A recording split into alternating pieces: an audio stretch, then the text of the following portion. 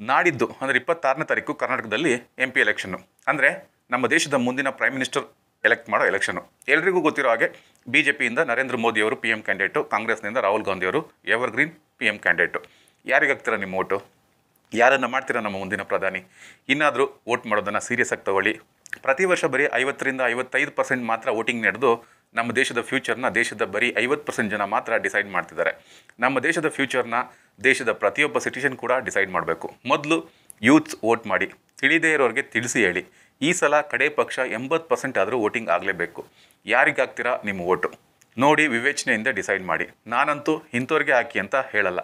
Vote ನಿಮ್ಮ ಹಕ್ಕು, ಅದು ನಿಮ್ಮ ವಿವೇಚನೆಗೆ ಬಿಟ್ಟ ವಿಚಾರ.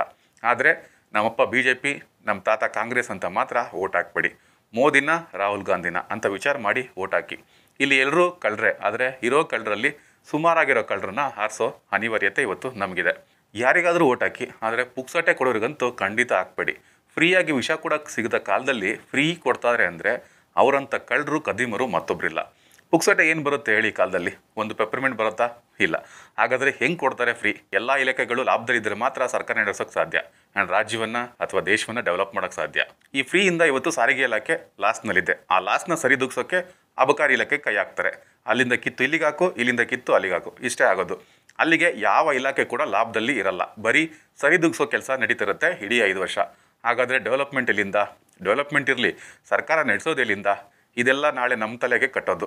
ಎಲ್ಲ ಬೆಲೆನೂ ಜಾಸ್ತಿ ಆಗುತ್ತೆ. ಆವಾಗ ನಮಗೆಲ್ಲ ಅರ್ಥ ಆಗುತ್ತೆ ಈ ಪುಕ್ಸಟೆಯ ಬೆಲೆ ಎಷ್ಟು ಅಂತ ಹೇಳ್ಬಿಟ್ಟು. ಇಲ್ಲಿ ಪ್ರತಿಯೊಂದಕ್ಕೂ ಒಂದು ರೇಟ್ ಇದೆ. ಬೈ 1 get 1 ಫ್ರೀಗೂ ಒಂದು ರೇಟ್ ಇದೆ.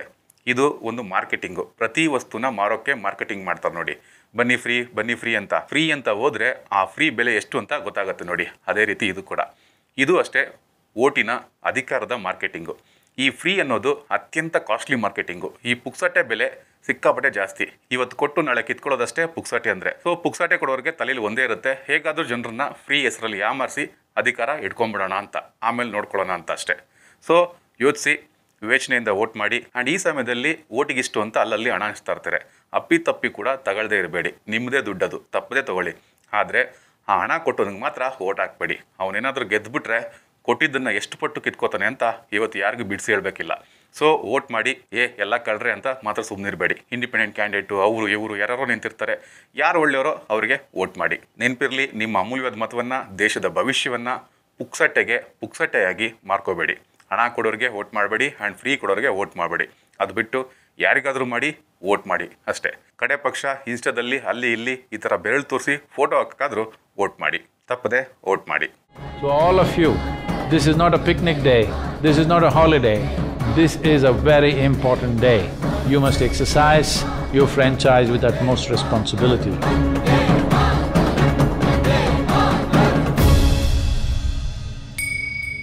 Ja